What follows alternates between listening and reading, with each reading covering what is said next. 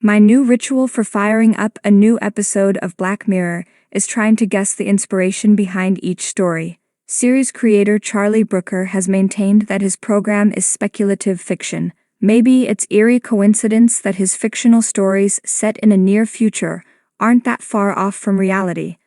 When we spoke to Brooker ahead of Season 3, he told us that reality felt like it was slightly catching up with us, and it felt like we had to pick up our pace.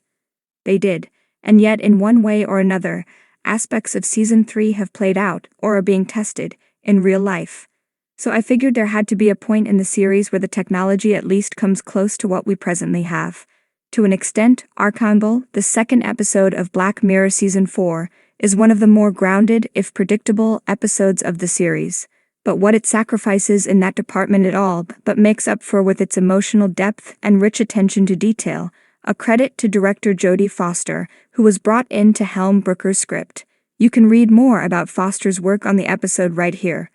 Foster is easily the biggest name to direct a Black Mirror episode thus far, and her approach was to turn it into a little indie movie. Archangal asks us to imagine a not-so-distant future where parents can essentially hack their kid's brain with a microscopic chip.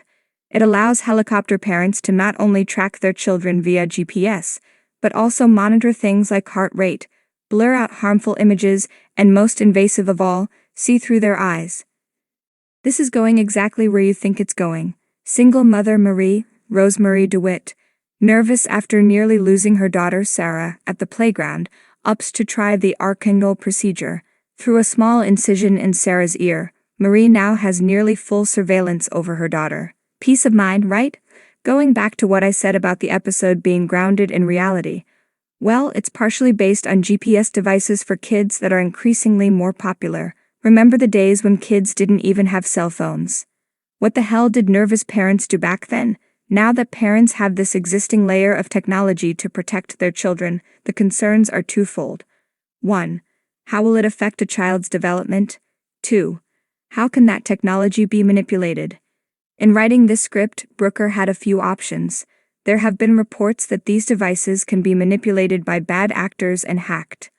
Already the thought of that has my heart in my throat, and calls back to how anonymous hackers manipulated internet users in Season 3's Shut Up and Dance. Instead, Brooker opts for a smaller, mother-daughter story that scrutinizes how parents can overstep their boundaries, and what kind of privacy rights children have from their parents, if any. This could all go wrong if not handled delicately. Brooker wisely enlisted Foster, the first female director in the show's history, to navigate the rocky terrain of parenthood and what it means to grow up under an intense spotlight as an only child in a single-parent home. Her touch is felt throughout, in particular as Sarah grows older and wiser, and her relationship with Marie complicates.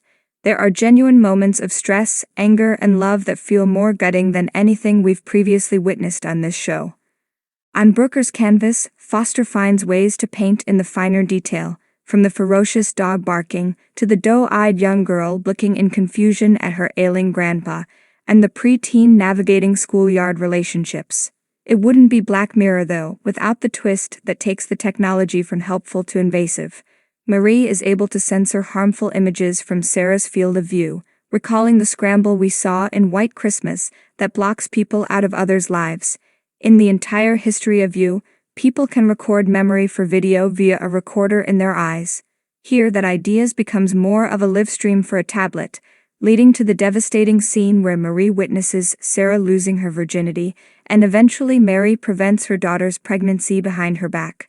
It's a gross invasion of privacy and boundaries, and yet viewers can still have some, maybe a tiny bit at this point, empathy for Marie as a mother wanting what's best for her daughter. It's a cautionary tale of helicopter parenting gone horribly wrong, and a gripping little indie for a show that explores big speculative and science fiction concepts.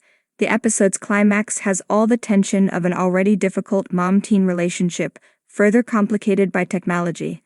I still think it would have been more impactful had Marie not made it out alive, but like few Black Mirror episodes, it leaves the door open for a potential reconciliation, one day.